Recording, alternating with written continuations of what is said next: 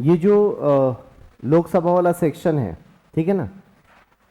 अब होता क्या है, जब हम लोकसभा की बात करते हैं तो लोकसभा पे गवर्नमेंट डिपेंडेंट है। इसका मतलब ये हुआ कि लोकसभा का tenure that is of 5 years, ठीक है। लोकसभा का टेन्योर 5 इयर्स का, और राज्यसभा को परमानेंट हाउस कहा जाता है, परमानेंट हाउस। बट इसके मेंबर्स का tenure, members tenure would be of 6 years, और लोकसभा का tenure is equal to members का tenure.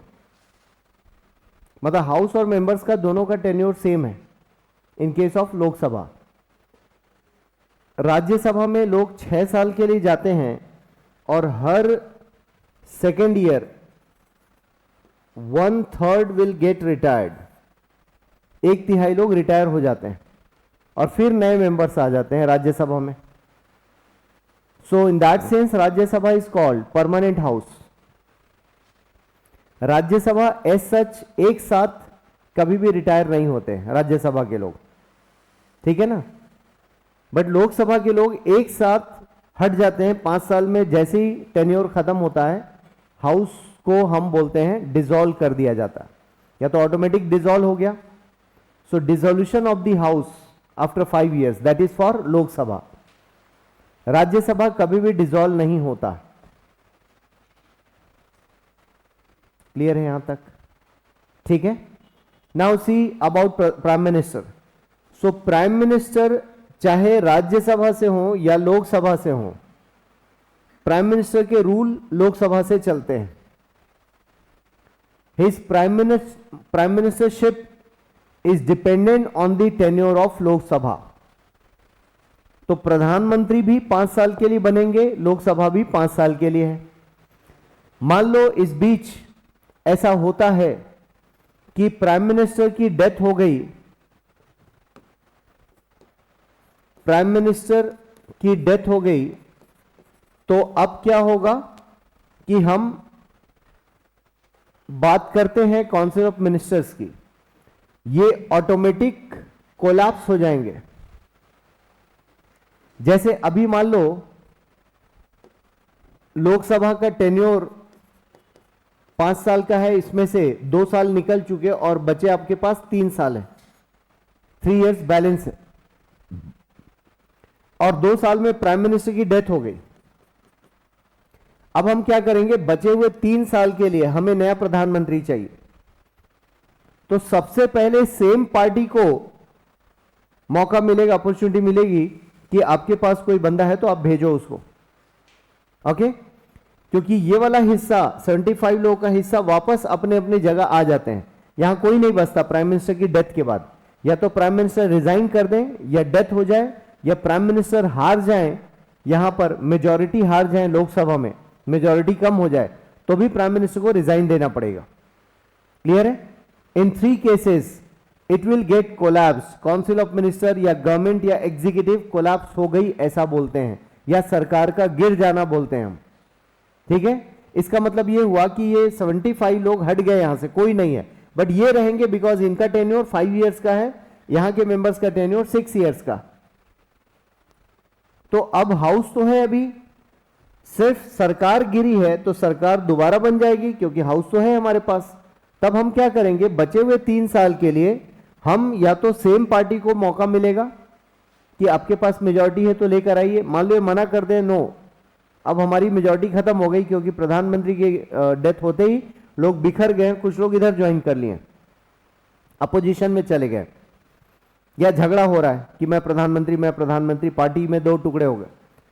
Then next opportunity will be coming to the opposition. मान लो इनके पास है कोई, तब तो ये सेम अपने बंदे को यहां भेजेंगे, वो ओथ लेगा, नए 75 लोगों को। अब यहां से कांग्रेस के लोग आएंगे, सब इधर से कांग्रेस, इधर से कांग्रेस, क्लियर हो रहा है। सब कांग्रेस के लोग आएंगे, और कांग्रेस के लोग आकर यहां सरकार बनाएंगे for the remaining period of 3 years. Is it clear?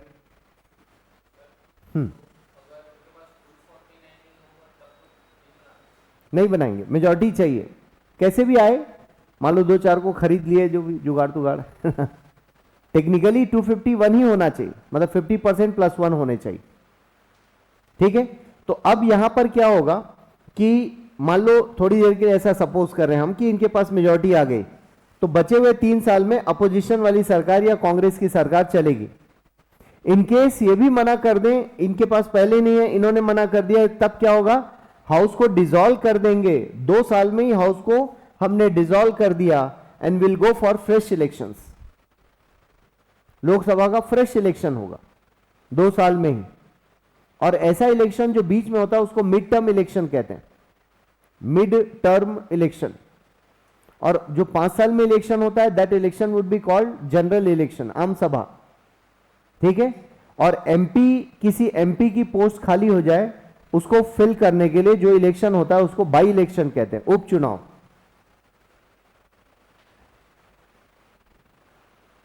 Election after completion of 5 years, general election.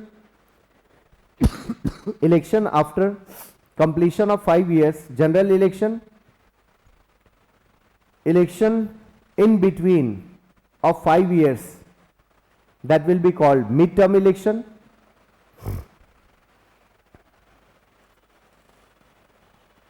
Is it clear? Done? Okay. Now you will see, so there is a new government formed, or sorry, new Lok Sabha came into picture, okay, because the older one is get dissolved. Why? Because there is a no majority to form the government. Reason क्या था, government form करने के लिए कोई है ही नहीं, majority नहीं, तो हमने हाउस को ही डिसॉल्व कर दिया और नए इलेक्शन कंडक्ट कराए। तो अब जो इलेक्शन होके बॉडी आएगी, they will work for fresh 5 years, not for the remaining period of 3 years। Clear है? तो 5 साल के लिए वो लोग काम करेंगे और फिर वही सेम फॉर्मूला काम करता रहेगा। तो प्रधानमंत्री की डेथ होती है तो सबसे पहले क्या होगा कि काउंसिल ऑफ मिनिस्टर गिर गई, सरकार गिर गई बोलते हैं, क्योंकि सरकार बराबर काउंसिल ऑफ मिनिस्टर, मंत्रिपरिषद या एग्जीक्यूटिव, कार्यपालिका, तीनों सेम है, ठीक है।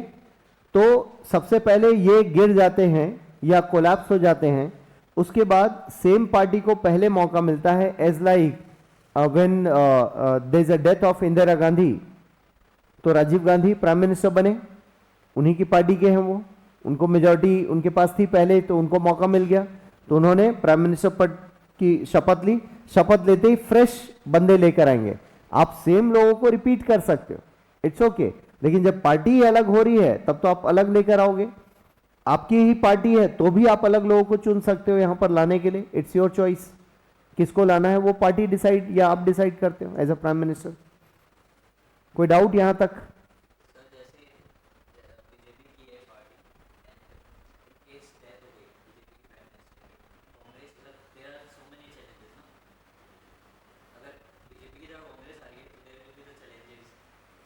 हाँ, सब चेंज होंगे ना ऑब्वियसली, इनमें से एक भी आदमी नहीं आएगा। आपकी डेयरिंग है, आप बीजेपी से लेना चाहते हो या कांग्रेस से, ले सकते हो, अपोजिशन से भी ले सकते हो, लेकिन टेक्निकली कोई लेगा नहीं। कोई क्यों लेगा? चाहो तो, मतलब कॉन्स्टिट्यूशन में मना ही नहीं है, कोई रूल नहीं है, मना नहीं है कि आप नहीं ले सकते, आप ले सकते हो। आप अपोजिशन के भी बंदे को पार्टी में, मतलब कोई मंत्री पद दे दो, आप इतनी डेयरिंग है तो आप दे सकते हो, लेकिन ऐसा कोई बेवकूफी क्यों करेगा? पार्टी चेंज नहीं कर रहा है ना वो, उसको तो आप मंत्री पद दे रहे हो, वो अपनी पार्टी का, वो कांग्रेस का ही है, सिर्फ आप उसको, जैसे अभी शशि थरूर है कांग्रेस के हैं, है ना, अभी उनको मान लो फॉरेन मिनिस्टर बना दो आप, लेकिन टेक्निकली कोई ऐसा करेगा नहीं, वो पार्टी नहीं चेंज कर रहे हैं, वो हैं कांग्रेस के, लेकिन गवर्नमेंट में वो आ सकते हैं क्योंकि कोई रूल मना नहीं कर रहा है उनको। पार्टी चेंज का मतलब क्या होता है? उन्होंने ये थोड़ी ना बोला मैं बीजेपी ज्वाइन कर रहा हूं। मान लो उनको अभी मंत्री बना दिया जाए, ठीक है, तो नॉर्मल क्या प्रोसीजर होगा कि वो बीजेपी ज्वाइन करेंगे कांग्रेस छोड़ के, यही होगा। तो उनके ऊपर चार्जेस लगेंगे, एंटी डिफेक्शन के लगेंगे या नहीं लगेंगे? क्यों? क्योंकि वो एमपी है। किस पार्टी से? कांग्रेस से। तो एंटी डिफेक्शन एमपी पर ही लगता है, एमपी एमएलए पर। नॉर्मल पार्टी मेंबर है, एमपी एमएलए नहीं है, तो उसके ऊपर एंटी डिफेक्शन नहीं लगेगा। रोज बदलते रहो पार्टी, कोई दिक्कत नहीं। लेकिन एक बार आप किसी पार्टी के टिकट से इलेक्शन जीत चुके हो और आप पार्टी बदलते हो तो फिर एंटी डिफेक्शन लगेगा। एंटी डिफेक्शन पे आऊंगा, उसके बहुत सारे लूप होल्स भी हैं और बहुत सारे रूल्स भी हैं, बात करेंगे उसको।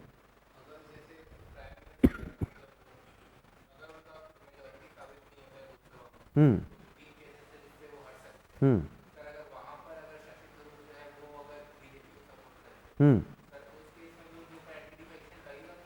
लगेगा ना।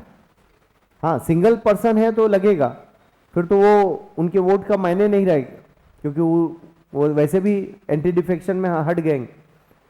मान लो बोलते हैं कि मैं अकेला सपोर्ट कर रहा हूं और एक ही वोट चाहिए, तो उस वक्त क्या होगा? उनके वोट की वैल्यू नहीं है, क्योंकि मान लो आज तो उन्होंने सपोर्ट कर दिया, चले गए बीजेपी में, तो जैसे ही उधर जाएंगे उनके ऊपर एंटी डिफेक्शन लगेगा। एंटी डिफेक्शन लगते ही क्या होगा?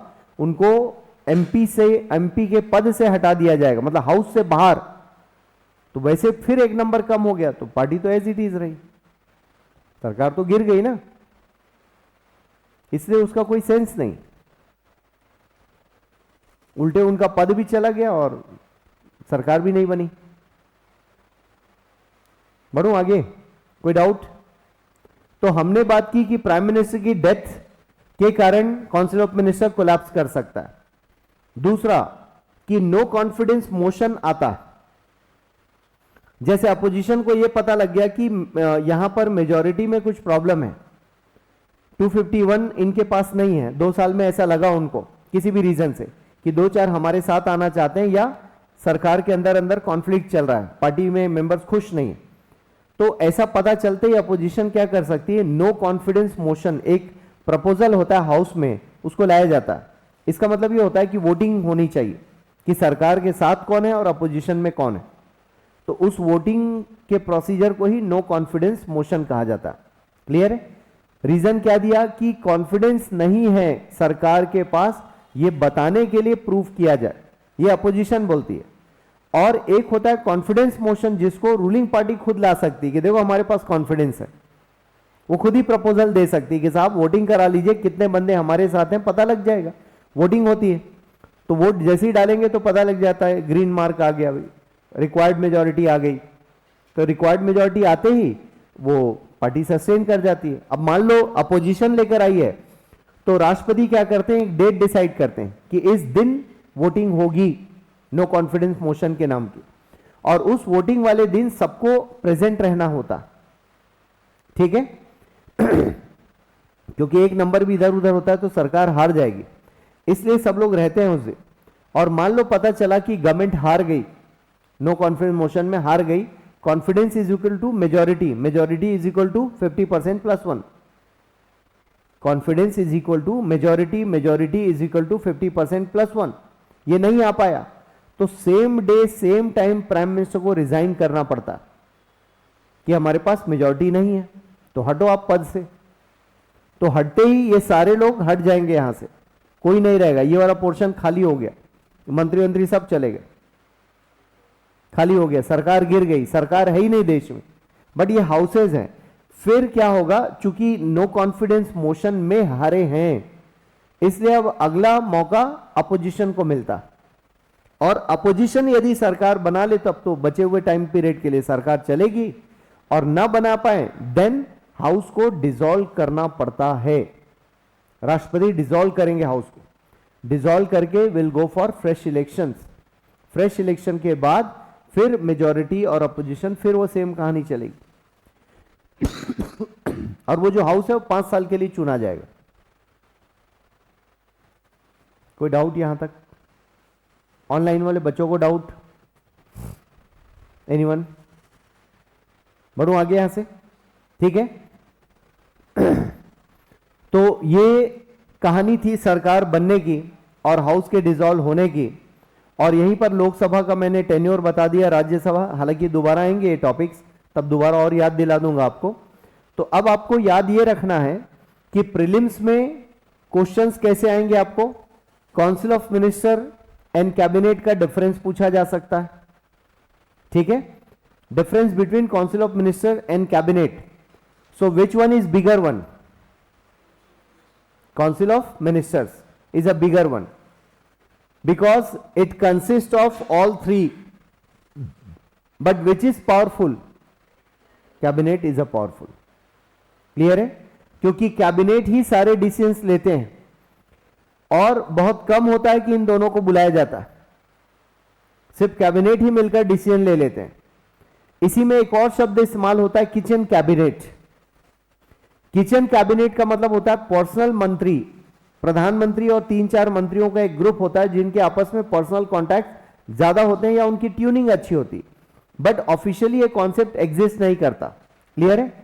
ये कॉन्सेप्ट इंदिरा गांधी के टाइम पर कहा जाता था, आज भी है, लेकिन officially it is not existing and document में तो बिल्कुल भी नहीं है. ये पर्सनली आज हो सकता है, जैसे अमित शाह हैं, मोदी जी हैं, राजनाथ सिंह हैं, है ना, जेपी नड्डा हैं, ये लोग मिलके डिसाइड कर लेते होंगे कि 3-4 चीजों को कि इसी पर हम काम करेंगे. आ रहे समझ में? उसको हम किचन कैबिनेट बोलते हैं. तो kitchen cabinet as such officially on papers कहीं नहीं है, संविधान में कहीं नहीं लिखा है, ना ही किसी डॉक्यूमेंट में लिखा है कि किचन कैबिनेट है या नहीं, बट ये शब्द आपको कहीं पढ़ने मिल सकता है, किचन कैबिनेट. किचन इसलिए बोल देते हैं नाम क्योंकि पर्सनल होता है, ठीक है, इसलिए उसको किचन कह दिया जाता है. कोई डाउट यहां तक? क्लियर है? तो आप देखोगे ओरिजिनली काउंसिल ऑफ मिनिस्टर्स को कॉन्स्टिट्यूशन में डाला गया था, बट जब आप देखोगे कि कैबिनेट, तो कैबिनेट को बाद में लाया गया इस शब्द को, और कैबिनेट शब्द आपको मिलेगा आर्टिकल 352 में, ठीक है? और कैबिनेट, ये सब लिखवा दूंगा डिफरेंस, अभी सिर्फ समझ लो. और आर्टिकल 73 एंड 4 में आपको काउंसिल ऑफ मिनिस्टर्स दिखाई देंगे, 74-75. क्लियर है? तो आप देखोगे council of minister original constitution में है, कैबिनेट को बाद में लाया गया, तो इसका मतलब यह हुआ कि दोनों ही कॉन्स्टिट्यूशन में है. क्लियर है? और मैंने बताया ये स्ट्रक्चर आपके कॉन्स्टिट्यूशन में नहीं दिया. क्लियर है? और क्वेश्चन यहां पर प्राइम मिनिस्टर के पावर को लेकर मेंस में क्वेश्चन आ सकता है, प्लस ये जो टर्म्स हैं नो कॉन्फिडेंस मोशन, ये भी प्री में आ सकता है और मेंस में भी आया हुआ है क्वेश्चन, बट ज्यादातर प्री में पूछा जाता है. ये सब आगे आएगा डिटेल अभी पार्लियामेंट्री प्रोसीजर में. अभी तो मैं सिर्फ आपको पॉलिटी शुरू करने के पहले ये बेसिक मैंने समझा दिया ताकि आपको ये क्लियर रहे कि गवर्नमेंट मीन्स व्हाट. ठीक है? अब इसमें आप देखोगे कि ये जो मैंने जुडिशरी, एग्जीक्यूटिव, लेजिस्लेचर बताया, ठीक है, अभी कुछ देर पहले हमने देखा था कि parliamentary form of government and presidential form of government. अब उसी में थोड़ा सा इसका डिफरेंस आप समझ लो कि जब हम इंडिया की बात करते हैं और हम बात करते हैं parliamentary form of government, and here we talk about presidential form of government, तो यहां पर आप देखोगे judiciary, executive, legislature. Here also judiciary, executive, legislature, दोनों में सेम है. फर्क कहां पर होगा? जब लेजिस्लेचर की बात करोगे, so here we have 2 houses, Rajya Sabha and Lok Sabha. Here 2 houses, Senate and House of Representative. This is लोक सभा, मतलब यहां का लोअर हाउस है, लोअर हाउस लिख लो, और ये अपर हाउस हमारे यहां का Rajya Sabha. Upper house and lower house, उच्च सदन, निम्न सदन, ऐसे भी बोला जाता है. ठीक है? लोअर हाउस हमारे यहां का lower house Lok Sabha, upper house Rajya Sabha. और ये जो सीनेट है ना, senate is an oldest second house of the world. क्या बोला गया?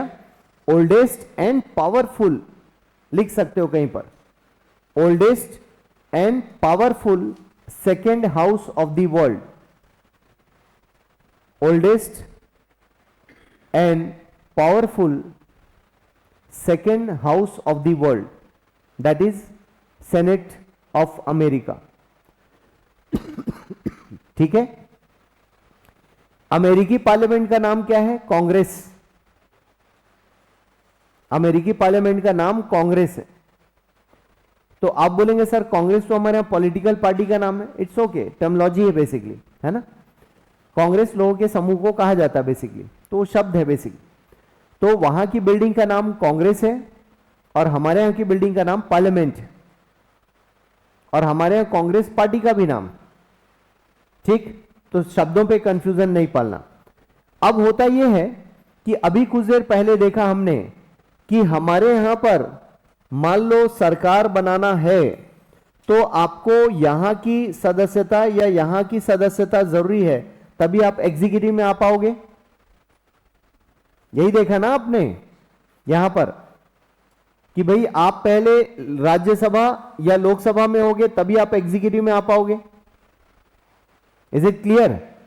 पहले लोकसभा या राज्यसभा में रहोगे तभी आप यहां जा पाओगे। आप डायरेक्ट यहां नहीं आ सकते। आ भी गए, वो एक आध कोई आ सकता है, लेकिन ज्यादातर लोगों को यहीं से आना पड़ता है इलेक्शन के बाद। बट अमेरिका में कैसा है? अमेरिका में आप देखोगे कि आपको एग्जीक्यूटिव में आने के लिए आपको इधर होना जरूरी नहीं है, क्योंकि एग्जीक्यूटिव का इलेक्शन सेपरेट होता है और एग्जीक्यूटिव में एक ही व्यक्ति इलेक्टेड होता है, वो प्रेसिडेंट है वहां का। He is the only person elected in American executive. Okay, president is the only person elected in executive wing. जबकि हमारे यहां पर एग्जीक्यूटिव विंग में या तो लोकसभा से है या तो राज्यसभा से, तो डायरेक्ट और इनडायरेक्ट सब इलेक्टेड ही हैं, कोई भी बिना इलेक्टेड नहीं मिलेगा। क्लियर हो रहा है? ठीक है, तो आप देख पा रहे हो कि यहां पर इधर से कोई भी नहीं आ रहा है, मतलब लेजिस्लेचर और एग्जीक्यूटिव में कॉमन मेंबरशिप नहीं है। जबकि हमारे यहां पर कॉमन मेंबरशिप है, इसीलिए हमारे यहां पर इसको हम कहते हैं डबल मेंबरशिप, दोहरी सदस्यता। And this is the special feature of parliamentary form of government. So double membership between legislature and executive members are common, but here it is not there. And if you talk about cabinet of this president America, तो अब इनके जो cabinet members हैं वो कौन है? वो बाहर से आते हैं। इनके कैबिनेट मेंबर्स बाहर से नॉमिनेट होकर आते हैं। So these people are nominated by president itself. तो इनकी जो कैबिनेट है या काउंसिल ऑफ मिनिस्टर, वो बाहर से आते हैं, मार्केट से प्रोफेशनल्स को बुलाया जाता है। They are not elected, they are nominated by the president. वो खुद अपने लोगों को ला सकते हैं। जैसे वहां का आईटी हेड, वहां का कोई बहुत बड़ा आईटी या सॉफ्टवेयर इंजीनियर होगा, वहां का हेल्थ मिनिस्टर कोई वहां का डॉक्टर होगा, वहां का साइंस एंड टेक का मिनिस्टर कोई इंजीनियर होगा, एग्रीकल्चर मिनिस्टर एग्रीकल्चर का नॉलेजेबल व्यक्ति होगा। और हमारे यहां जो भी अवेलेबल है उन्हीं में से आपको जिम्मेदारी देनी पड़ती, चाहे उनको उस सब्जेक्ट का ABCD भी ना आता हो। This is our system, but they have expertise. उनको एक्सपर्ट चाहिए, एक्सपर्ट लोग चाहिए, इसीलिए वो लोग आगे भी हैं कंपैरेटिवली हमसे, बिकॉज उनका मंत्री जो है वो अपने सब्जेक्ट को जानता है, अच्छे से जानता है, उसका एक्सपर्ट है। वो लोग सेक्रेटरीज कहते हैं, और हम लोग सेक्रेटरीज किसको कहते हैं? जो ऑफिसर्स हैं उनको सेक्रेटरीज कहते हैं। Got it?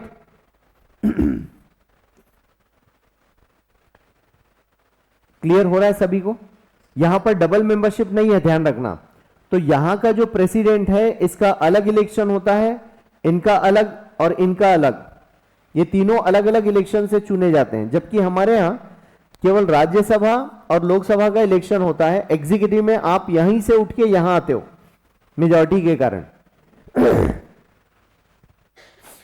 अब हमारे यहां पर एक अच्छी चीज है कि जब पार्लियामेंट में मीटिंग होती है, पार्लियामेंट में जब बैठक होती है, तो गवर्नमेंट और पार्लियामेंट के बीच ज्यादा कॉन्फ्लिक्ट नहीं होता, गवर्नमेंट और अपोजिशन के बीच होता है। क्यों? क्योंकि जो लोग गवर्नमेंट में हैं वही यहां भी बैठे हैं। तो बीजेपी के जितने सपोर्टर हैं वो गवर्नमेंट का ही साथ देंगे ना यहां पर।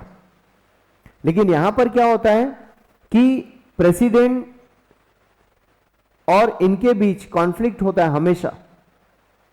अच्छा, मजे की बात, ये राष्ट्रपति कभी भी यहां नहीं जाते हैं। यहां के राष्ट्रपति कभी भी पार्लियामेंट का वो पार्ट ही नहीं है। आप देखो ना, तो यहां के मेंबर हैं ना इनके लिए प्रति रिस्पॉन्सिबल हैं। जबकि हमारे यहां क्या है कि executive is responsible for the Lok Sabha. Lok Sabha बोलते हैं जानबूझकर, हम लेजिस्लेचर भी बोल सकते हो आप या पार्लियामेंट भी बोल सकते हो, लेकिन हम क्या बोलेंगे, इसको फिर से क्लियर करता हूं। हम क्या बोलेंगे, this executive is responsible to the Lok Sabha. मान लो स्पेसिफिकली आपको लिखा है लोकसभा, तो लोकसभा में टिक करना। अदरवाइज यह भी लिखा जा सकता है कि executive is responsible to the parliament, तो भी आंसर सही होगा। और पार्लियामेंट और लोकसभा एक साथ दिया है तो आप लोकसभा पे टिक करेंगे, because specifically they are responsible to the Lok Sabha, not to the Rajya Sabha, because Lok Sabha की मेजॉरिटी और उनके इलेक्शन की वजह से गवर्नमेंट बनती है, ना कि राज्यसभा से। हां, भले राज्यसभा का प्रधानमंत्री हो सकता है, राज्यसभा से कोई प्रधानमंत्री बन सकता है, but he will be responsible to the Lok Sabha, क्योंकि गवर्नमेंट का बनना बिगड़ना लोकसभा पे डिपेंडेंट है, not the Rajya Sabha. But Rajya Sabha का मेंबर हो सकता, राज्यसभा का मेंबर प्राइम मिनिस्टर हो सकता, तो प्राइम मिनिस्टर होते हुए भी वो अकाउंटेबल किसके लिए, लोकसभा के लिए।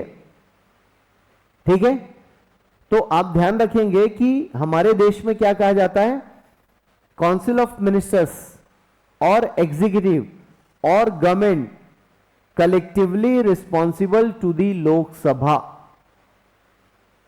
मतलब जो भी काम करेंगे आंसरेबल है लोकसभा में, तो लोकसभा में जो क्वेश्चन आंसर होंगे उसको इनको जवाब देना पड़ेगा। जबकि अमेरिका में ऐसा नहीं है, अमेरिका का राष्ट्रपति कभी भी यहां के हाउस में जाकर जवाब नहीं देता है। अमेरिका का राष्ट्रपति कभी भी यहां जाकर हाउस में जवाब नहीं देता है। एक तो उसका मेंबर ही नहीं है, तो कभी जाता ही नहीं। तो आप बोलेंगे सर वो लोग काम कैसे करते हैं, ये लोग पॉलिसी बनाकर इनको इशू करते हैं। ठीक है, ये लोग पॉलिसी बनाकर इनको इशू करते हैं, यहां से ये लोग पॉलिसी पास करते हैं। लॉ मेकिंग बॉडी यही लोग हैं, इनिशिएट ये लोग करते हैं, ये लोग उसको ऑपरेट पास करके देते हैं। तो आप देखोगे वहां पर 2 पार्टी सिस्टम है, तो दोनों पार्टी के मेंबर यहां भी होंगे, यहां पर भी होंगे, रिपब्लिकन एंड डेमोक्रेटिक, डीआर दोनों के मेंबर्स होंगे।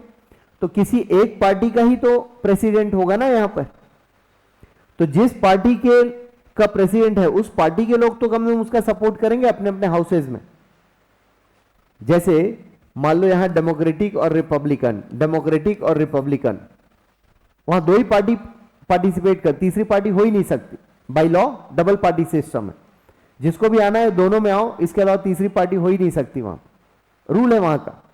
ठीक है, तो डेमोक्रेटिक, अब मान लो राष्ट्रपति, जो वहां का राष्ट्रपति ये डेमोक्रेटिक वाला है, तो इसका कोई भी बिल आएगा तो डेमोक्रेटिक की मान लो मेजॉरिटी यहां, तो वो लोग सपोर्ट करेंगे ना कि हमारा राष्ट्रपति है। और यहां कोई बिल आएगा तो ये लोग सपोर्ट करेंगे, हमारा राष्ट्रपति है। नहीं आया समझ में? हाँ,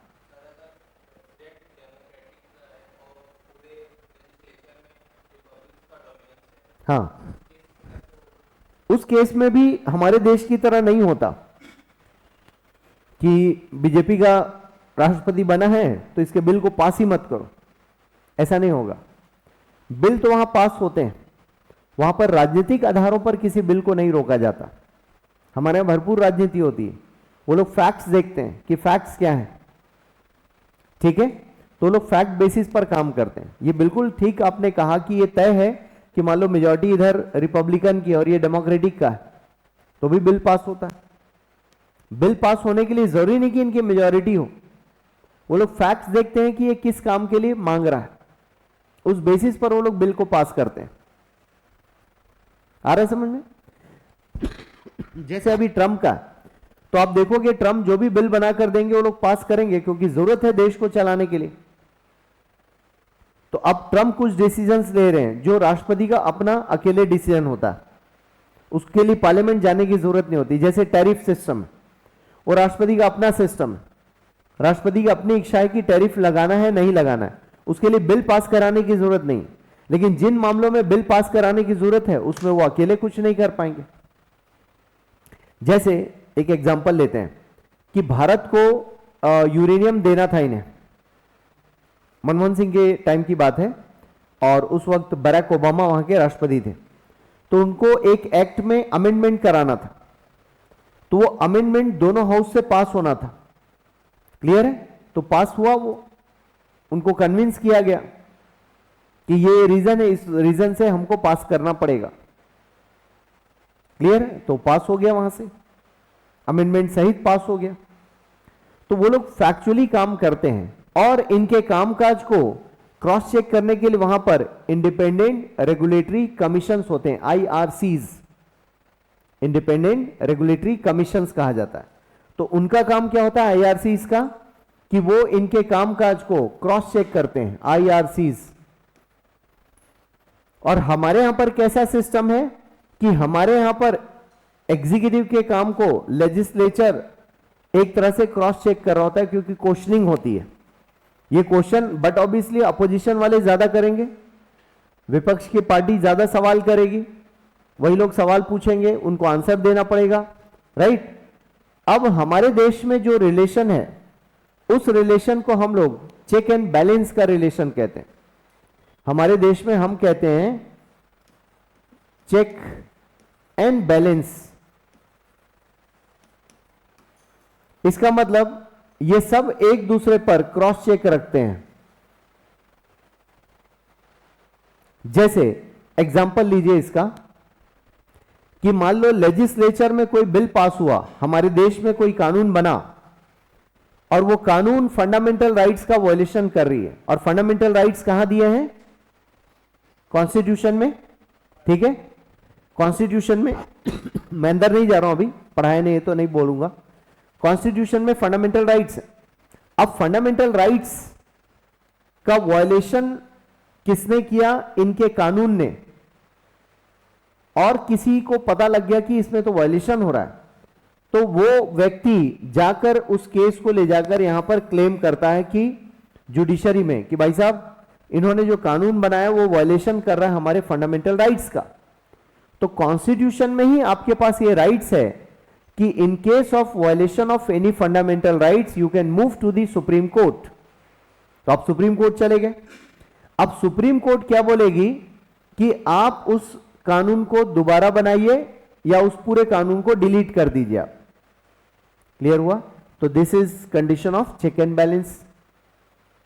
ये मनमाने अपने ढंग से कुछ भी नहीं कर सकते ना, आर्बिट्रेरी कुछ भी नहीं कर सकते। अब एग्जीक्यूटिव के पास आते हैं। कानून बना, इंप्लीमेंटेशन का काम एग्जीक्यूटिव का है। मान लो एग्जीक्यूटिव इंप्लीमेंट करते टाइम पर कुछ मतलब ब्लंडर मिस्टेक कर जाती है, अपने पावर से बाहर जाकर काम करती है। उस केस में मान लो पर्सन आपका वायलेशन हुआ, पर्सन है, आप चले गए जुडिशरी, आपने बोला कि सरकार ने मेरे राइट्स का वायलेशन किया, मेरा घर बिना नोटिस के गिरा दिया, हम रात में सो रहे थे आके बुलडोजर चला दिया, मेरे राइट्स का वायलेशन हो रहा, फंडामेंटल राइट्स का वायलेशन। तो कोर्ट इनको नोटिस इशू करेगी और बोलेगी रीस्टोर करो, आपने उनके फंडामेंटल राइट्स का वायलेशन किया। तो अगेन चेक एंड बैलेंस। अब जुडिशरी पर आते हैं कि जुडिशरी गलती कर रही है। जैसे आज के अखबार में आप पढ़ोगे तो जिस जज के घर में नोट मिले थे जले हुए, आधे जले हुए नोट मिले थे, अब उनको रिमूव करना है। तो रिमूव करने के लिए यहां से रिमूवल लाया जाएगा, रिमूवल का प्रोसेस यहां से शुरू होगा। क्लियर है? और रिमूव करने के लिए दोनों हाउस की परमिशन चाहिए, राज्यसभा, लोकसभा, और राष्ट्रपति उसको साइन करेंगे। हालांकि इंक्वायरी कमेटी अगर बैठती है उसमें इंक्वायरी में यही लोग भी होते हैं, फिर भी it's a kind of check and balance. इनका अपॉइंटमेंट ये लोग करेंगे। हाँ, अपॉइंटमेंट ऐसा नहीं कि अपने मर्ज से ए राम कुमार तुम आ जाओ इधर, ए खान साहब तुम आ जाओ, ऐसा नहीं होगा। उसका एक सिस्टम बना हुआ है। क्लियर है? बट इवन दो अपॉइंटमेंट का राइट, रिमूवल का राइट इन्हीं के पास है। तो जुडिशरी यदि कुछ गलत करती है तो ये लोग क्रॉस चेक करेंगे। जुडिशरी के लिए लोग नए नियम बना सकते हैं पार्लियामेंट में पास करके। बट जुडिशरी को लगेगा कि कॉन्स्टिट्यूशन का वायलेशन हो रहा है तो जुडिशरी उस कानून को रद्द कर सकती। तो आप बोलेंगे सर हर हाल में जुडिशरी मजबूत है, नहीं, ऐसा नहीं। हमारे पास चेक एंड बैलेंस का रिलेशन है, कोई भी किसी को डोमिनेट नहीं करता। And there is a no word control, हमने कंट्रोल नहीं बोला यहां पर, देखो चेक एंड बैलेंस बोला, कोई किसी को कंट्रोल नहीं करेगा। चेक एंड बैलेंस, ताकि कोई अपने लिमिट क्रॉस करके आगे ना निकल जाए, तीनों को साथ चलना, देयर इज अ बैलेंस, ताकि आम आदमी मारा ना जाए। कुछ समझ में आ रहा है? ठीक है, ये तीनों के रिलेशंस बता रहा था। यहां पर तीनों के रिलेशंस में यहां भी जुडिशरी इंडिपेंडेंट है, और मान लो जुडिशरी इंडिपेंडेंट ना हो फिर तो आप गए काम से, कॉमन मैन तो मारा जाएगा। मान लो जुडिशरी प्रधानमंत्री के डर से काम कर रही है तो प्रधानमंत्री जो बोलेंगे वही करेंगे। इसीलिए जुडिशरी को इंडिपेंडेंट होना किसी भी कंट्री में इंपॉर्टेंट है, स्पेशली इन डेमोक्रेटिक सेटअप। अब जैसे चाइना है, वहां जुडिशरी कुछ है ही नहीं, जो भी है गवर्नमेंट है, मारो सबको, गोली गोली मार देते हैं लोग, कोई सुनवाई नहीं, क्योंकि वो लोग जो भी कर रहे हो सब सही है। तो वैसे जगह पर खतरनाक है ना, कोई सुनवाई ही नहीं, गलत हुआ तो भी ठीक है, जो गवर्नमेंट को सही लगा, वो डिक्टेटर स्टाइल। उसमें कई बार ठीक भी रहता है सिस्टम। चाइना में इतना डिसिप्लिन क्यों है? डिक्टेटरशिप, बोले गोली मार दो इसको, तो कहीं पर कुछ है ही नहीं सुनवाई। और हमारे हम सख्ती क्यों नहीं कर पाते? Because of democracy. तो आप बोलेंगे सर डेमोक्रेसी बेकार है, नहीं, बेकार नहीं है, लेकिन जब तक पब्लिक अवेयर नहीं होगी तब तक बेकार है।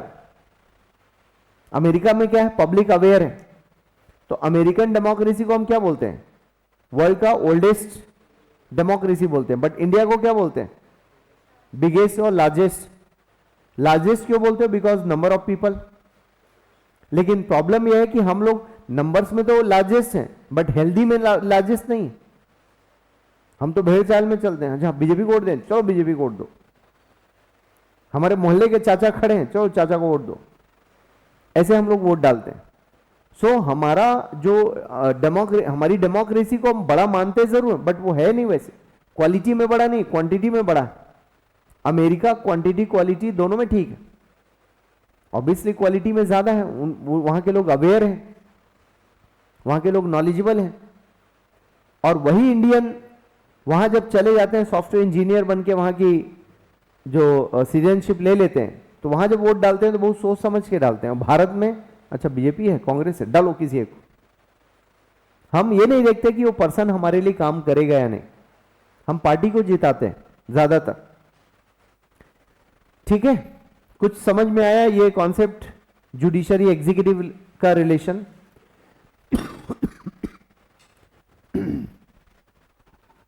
अब देखो, मैंने आपको सिलेबस का एक बेसिक मैटर क्लियर करा दिया है कि इस सब्जेक्ट में पढ़ना क्या है। ठीक है, तो ओवरऑल पूरे इस सिलेबस में आप देखोगे कि मोटे तौर पर आप इन्हीं तीनों डिविजन्स के बारे में पढ़ोगे।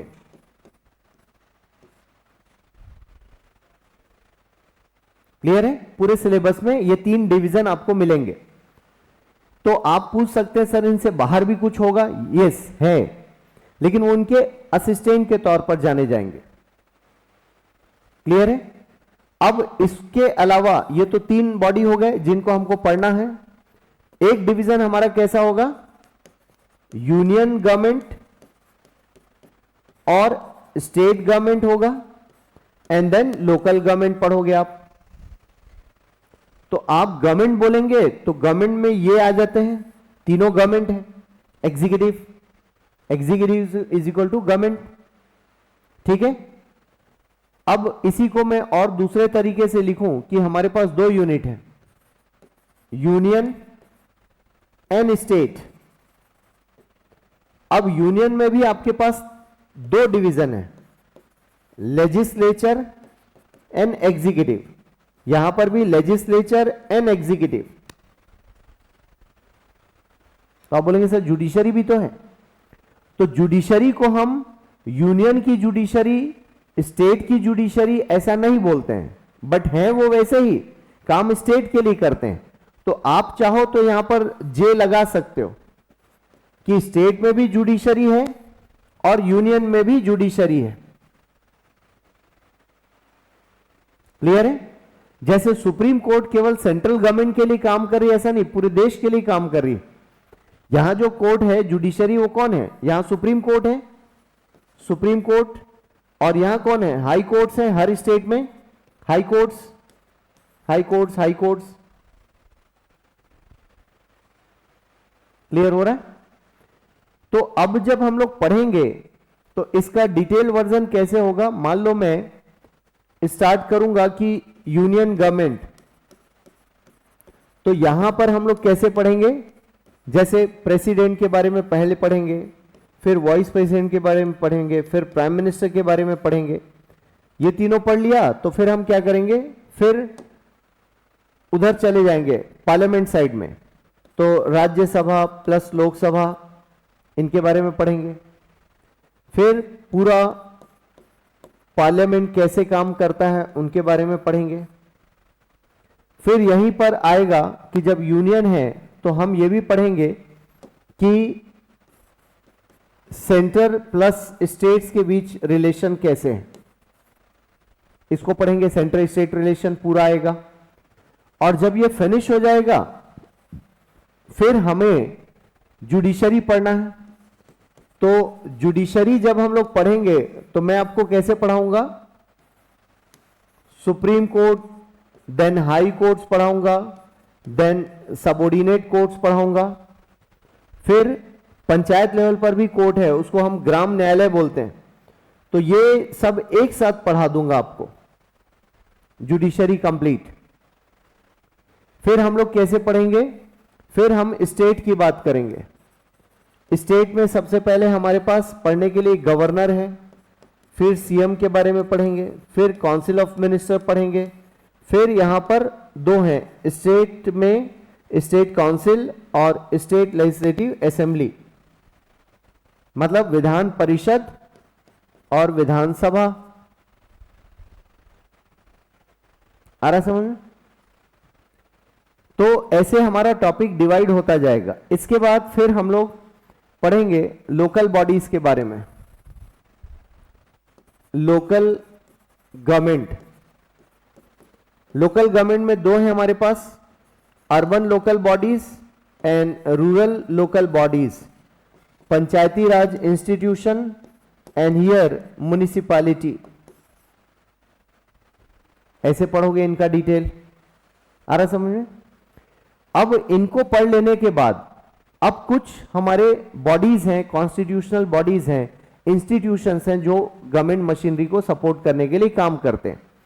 जैसे आप देखोगे हमारे पास, इसको हम क्या बोलेंगे? Government machinery. सबसे पहले आप देखोगे इलेक्शन कमीशन, फिर CAG controller auditor general of India, फिर आप देखोगे union public service commission UPSC, फिर आप जैसे सीजीपीएससी है उसको हम क्या बोलते हैं? State public service commission. तो इनके बारे में मशीनरी के तौर पे अलग से पढ़ोगे। फिर आप देखोगे हमारे पास कुछ कमीशंस हैं और भी,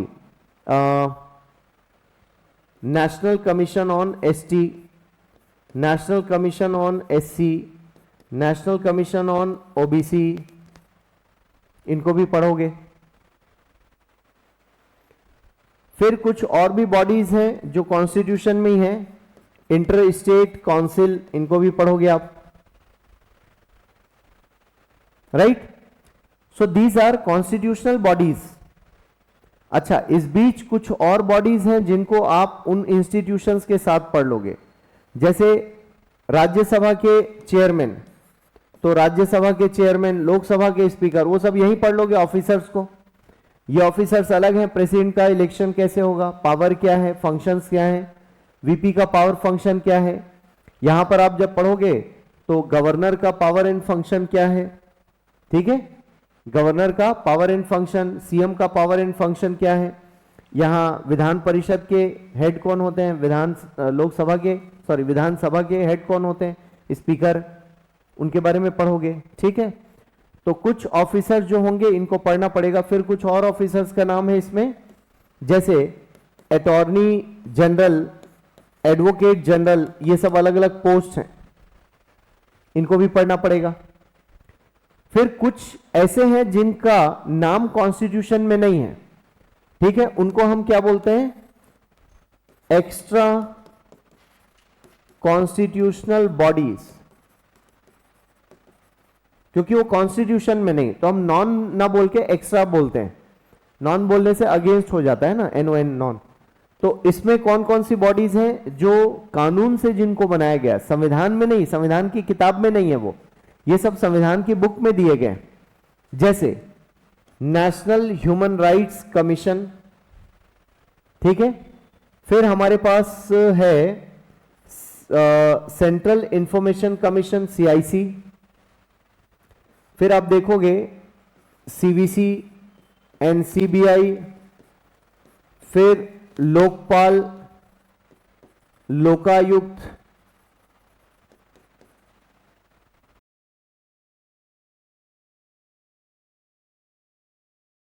ये सब कॉन्स्टिट्यूशन में नहीं, अलग से इनको बनाया गया, बट ये भी पॉलिटिकल स्ट्रक्चर के अंडर में काम करते हैं। कुछ क्लियर हो रहा है, ठीक है। फिर कुछ चीजें ऐसी हैं, हाँ इसमें और भी एक है नीति आयोग, नीति आयोग, इसको भी पढ़ोगे आप, ये भी एक्स्ट्रा कॉन्स्टिट्यूशनल बॉडीज में, ऐसे तो बहुत हैं, जैसे नेशनल कमीशन ऑन विमेन, अभी जस्टिस या सोसाइटी की क्लास में भी मैं आपको समझा रहा था। ऐसे बहुत सारी बॉडी हैं जो अल्टीमेटली करते हैं पॉलिटिकल स्ट्रक्चर के अंडर में काम, ठीक है। फिर आपको थोड़ा बहुत समझना है, जैसे मिनिस्ट्रीज क्या है, मिनिस्ट्रीज कैसे काम करती हैं, उसको भी समझना है। इनके अंडर में कई डिपार्टमेंट हो सकते हैं, department department department department, department के अंदर भी कई सारे इंस्टीट्यूशन इंस्टीट्यूशन इंस्टीट्यूशन ऐसे हो सकते हैं। मंत्रालय के अंदर डिपार्टमेंट, डिपार्टमेंट के अंदर भी कुछ कुछ, तो इनको रटना नहीं है, सिर्फ समझना है कि इनकी फंक्शनिंग कैसे होती है, ताकि आपको गवर्नमेंट की फंक्शनिंग समझ में आ जाए कि गवर्नमेंट काम कैसे करती, अपने पॉलिसीज बनाते कैसे, ठीक है। इधर एक और भूल गया था मैं, फाइनेंस कमीशन आर्टिकल 280 में, वित्त आयोग। तो आप देखोगे ये कुछ बॉडीज हैं जो अलग से बनाए गए हैं, जो संविधान में नहीं थे, जरूरत पड़ने के हिसाब से हमको डेवलप किया हमने, लेकिन इनकी भी इंपॉर्टेंस है, ठीक है। और ये सब मिनिस्ट्रीज वगैरह, ये इन्हीं के ही हेड कौन होते हैं, मंत्री, इनके थ्रू उस सेक्टर को हैंडल करते हैं वो लोग। कुछ क्लियर हो रहा है। इसके अलावा कुछ हमारे पास रूल्स रेगुलेशंस भी हैं इस सिस्टम को मैनेज करने के लिए, अलग से कुछ एक्ट पास किए गए, जैसे अभी आप लोग एंटी डिफेक्शन लॉ बात कर रहे थे, है ना। तो अब हम क्या करेंगे, लास्ट में पॉलिटिकल पार्टीज के बारे में भी बात करेंगे। अब पॉलिटिकल पार्टीज का रिलेशन एंटी डिफेक्शन लॉ से भी है, कि दल बदलने से कानून रोकता है आपको, तो इसके बारे में थोड़ा सा पढ़ेंगे हम लोग, ये भी आपके सिलेबस में डाला गया। और इन सबसे रिलेटेड करंट अफेयर्स कुछ भी है तो वो भी पढ़ना पड़ेगा। जैसे लोकपाल मान लो न्यूज में है, न्यूली अपॉइंटेड लोकपाल है, तो आपको उस साल के लिए तो इंपॉर्टेंट हो गया, प्री में आ सकता है, मेंस में आ सकता है, ठीक है ना, कि भाई अभी लोकपाल अपॉइंट हुए हैं, तो पता चला प्री में ही पूछ लिया उसके टर्म्स कंडीशन, मेंस में उनके पावर पूछ लिया, बोला इंपॉर्टेंट काम कर रहे हैं नहीं कर रहे हैं, इस तरह से क्वेश्चंस आ सकते हैं। कोई डाउट? अब आप देखोगे कि कल जो हमारी बात हो रही थी आर्टिकल्स को लेके, अब जैसे आर्टिकल्स की आप बात करोगे तो ये सबके आर्टिकल्स हैं 324, 148, 315, है ना, और ये है 338, 338A, 338B और article 263, attorney general 76, advocate general 165, 280, ये आर्टिकल्स में है। अब आपको धीरे से याद होगा तो आप बोलेंगे सर ऐसे तो बहुत उलझन है, कहां पर क्या नंबर है, रैंडमली आपने तो बोल दिया, लेकिन ये आपको धीरे से याद होगा। या तो हम सीक्वेंस में पूरे आर्टिकल्स याद करें या फिर पूरी बॉडीज का आर्टिकल एक साथ याद करें, कोई भी मेथड हो सकता। ठीक है, तो आप इस तरह से पॉलिटी को समझो कि पॉलिटी में हमें पढ़ना क्या क्या है।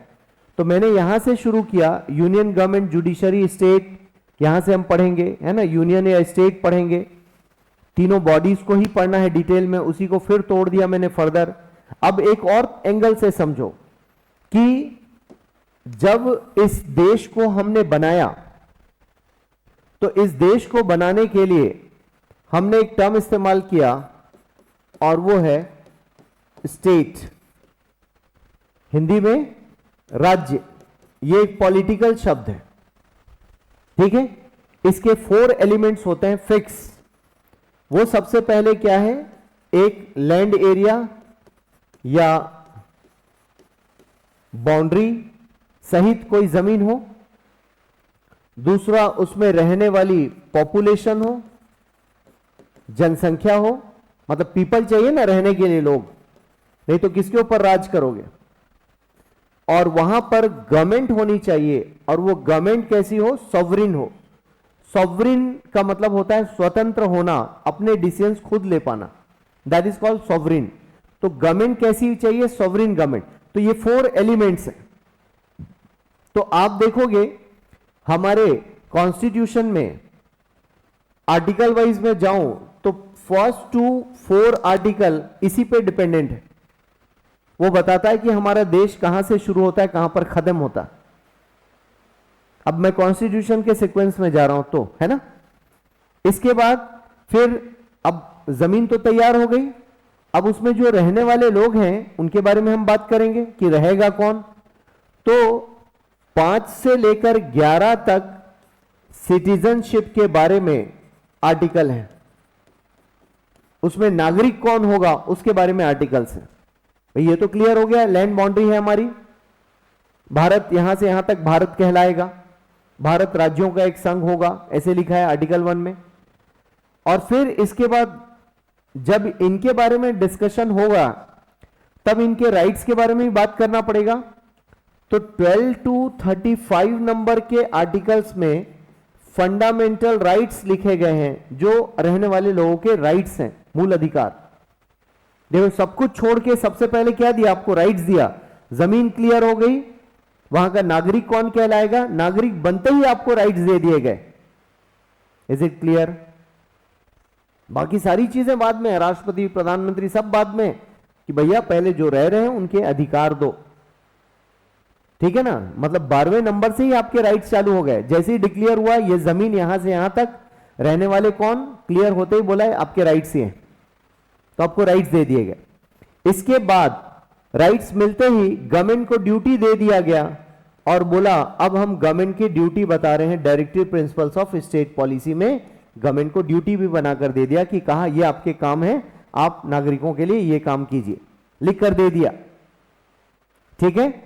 फिर पब्लिक को भी ड्यूटी असाइन किया गया आर्टिकल 51 में ए में, और उसको हम कहते हैं फंडामेंटल ड्यूटीज। तो आप देखोगे यहां तक 50 आर्टिकल्स तो वैसे ही हो गए, और ये सबसे प्राइम आर्टिकल्स हैं जो आपको बाय डिफॉल्ट याद रहने चाहिए। क्लियर हो रहा है। अब आप बोलोगे सर ये क्या 50 लाइन होंगी, नहीं, एक एक आर्टिकल में 3 to 4 प्रोविजंस है, सब प्रोविजंस। तो आप बोलेंगे सर ये तो 150 हो गए, यस, लेकिन ये एक दिन में आपको तैयार नहीं करना है, धीरे धीरे धीरे करके याद होता जाएगा। ये उनके अंदर के terms condition as it is याद नहीं होंगे। तो आप बोलेंगे सर याद ना रहे तो क्या नुकसान है कोई, हाँ, क्योंकि एग्जाम में प्री में आएगा तो एज इट इज प्रोविजन पूछता है, किस आर्टिकल में क्या लिखा है, या प्रोविजन पूछेगा या आर्टिकल नंबर पूछेगा, तो दोनों याद होना चाहिए, है ना, प्री के पॉइंट ऑफ व्यू से। तो प्री के टाइम पर आप क्या करते हो, फैक्ट्स को और मजबूत करते हो। प्री जब देना होता है तो आप कब पढ़ते हो, जैन, फेब, मार्च, अप्रैल, 4 महीने आप सिर्फ प्री पढ़ते हो, जिस साल का प्री देना उसके पहले। तो इन 4 महीनों में सिर्फ यही करोगे आप, फैक्ट्स रटोगे रटोगे रटोगे। कॉन्सेप्ट क्लियर है, फैक्ट्स रटना, किस ईयर में क्या हुआ, किस आर्टिकल में क्या हुआ, आर्टिकल के अंदर क्या लिखा है, एज इट इज याद करोगे। मेंस में क्या होता है, कॉन्सेप्चुअली वो याद है तो आप मैनेज कर लेते हो। जैसे प्री में ये चार को एज इट इज याद रखना पड़ेगा। मेंस में कुछ भी कर सकते हो, आगे पीछे करके लिख सकते हो, कोई दिक्कत नहीं। अब ये आर्टिकल का सीक्वेंस क्यों आया? क्योंकि इसका सीक्वेंस है। अब 51 तक आपका फंडामेंटल ड्यूटी का मैटर हो गया।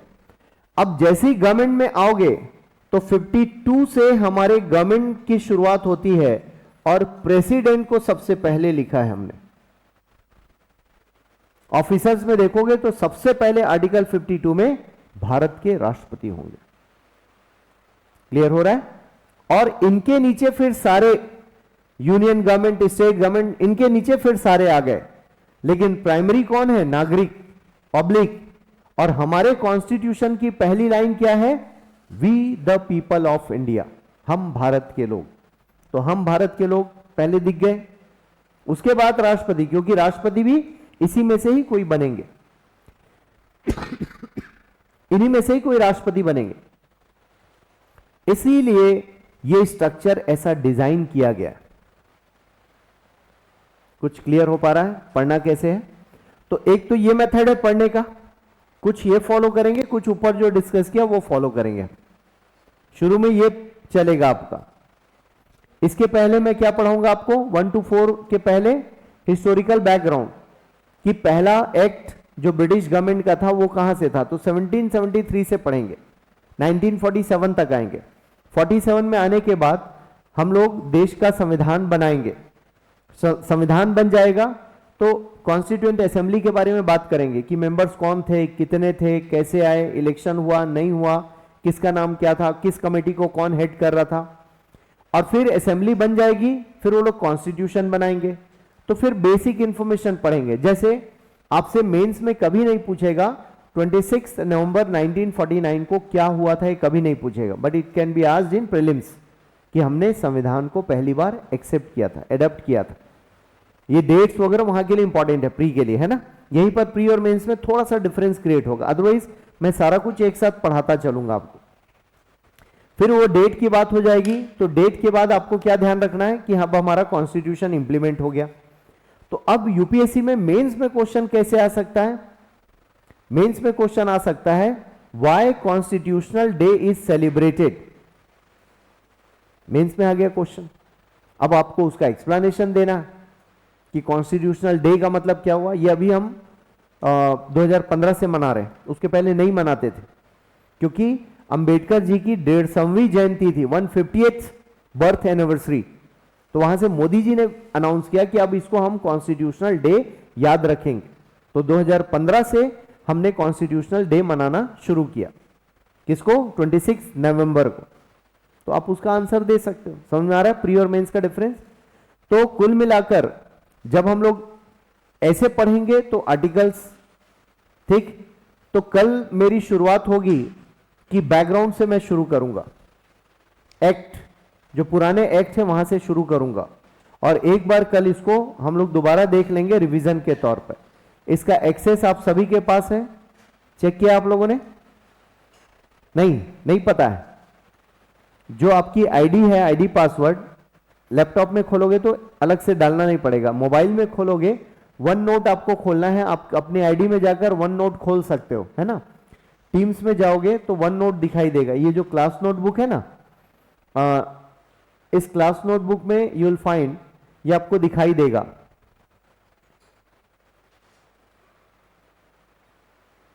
इस ग्रुप में आप सभी लोग होंगे और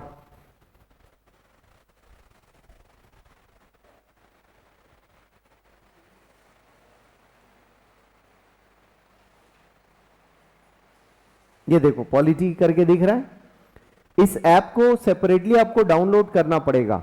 वन नोट मोबाइल में चलाना है, तो लैपटॉप में चलाना है तो पैरेलली खुल जाएगा वो आपको। मोबाइल में अलग से भी इसका आईडी पासवर्ड जो सेम आपको पाथ का मिला हुआ है टीम्स का, वो डालोगे तो खुल जाएगा। तो इसको आप एक्सेस करना सीखो। इससे क्या होगा कि आपको रिवीजन हो जाएगा। आपने बोर्ड का कुछ नोट नहीं किया तो भी बोर्ड एज इट इज आपको मिल जाएगा और कभी डिलीट नहीं होगा जब तक मैं ना चाहूं। आप उसमें कुछ लिख नहीं पाओगे क्योंकि आपको अथॉरिटी नहीं लिखने में। आप, ये कोलैबोरेशन स्पेस है, यहां पर स्टूडेंट और टीचर दोनों लिख सकते हैं। कंटेंट लाइब्रेरी है, उसमें सिर्फ टीचर लिख सकते हैं। और आप सबका इंडिविजुअल आईडी भी यहां दिखेगा, आपको अपना दिखेगा, मुझे सब दिख रहा बिकॉज एडमिन है, यहां एडमिन राइट्स हैं, टीचर राइट्स। तो आप सबको अपने अपने आईडी, तो अपने आईडी में भी आप अपने नोट्स बना सकते हैं। ये नोट्स मेकिंग के लिए बहुत शानदार ऐप है one note, ever note, one note, ये सब अलग अलग कंपनीज के हैं। ये माइक्रोसॉफ्ट का है वन नोट। मतलब एक मेन बुक के अंदर कई सारे पेज, लाखों पेज खोल सकते हो आप।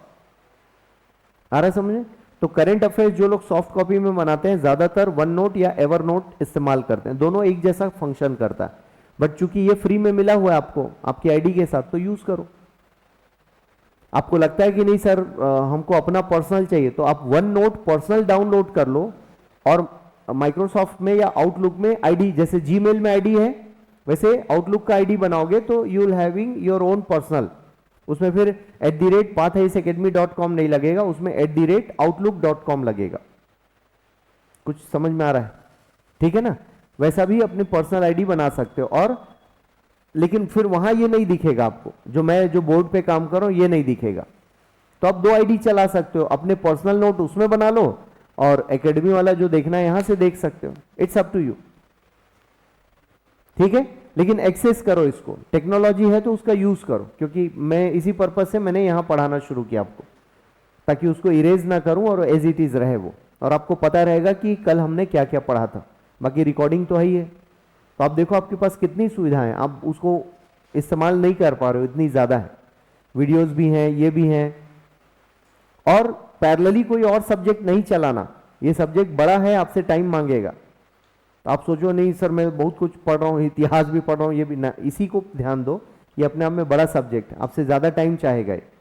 आप देख रहे हो बहुत कुछ है इसमें पढ़ने लिखने, टर्म्स कंडीशंस याद रखने में ही आपकी हालत खराब होगी शुरुआती दौर में। धीरे से याद होंगे, लेकिन शुरू में लगे सर आपने बहुत कुछ बता दिया, तो घर जाके रोज रिवाइज नहीं करोगे तो ओवरफ्लो होगा और कुछ संभाल नहीं पाओगे। तो घर जाके रोज एक्सेस करो कि हमने क्या पढ़ा है, वो आपको दिखेगा। ठीक, कल मिलते हैं। बेयर एक्ट खरीद लो, 2-3 दिन के अंदर अंदर वहां तक पहुंच जाऊंगा मैं। तो इस बीच आप परचेस कर लो मार्केट से, ऑनलाइन मंगाना है तो ऑनलाइन मंगा लो। डाउट हो तो मुझसे पूछ लेना। ठीक है, कल मिलते हैं। Thank you.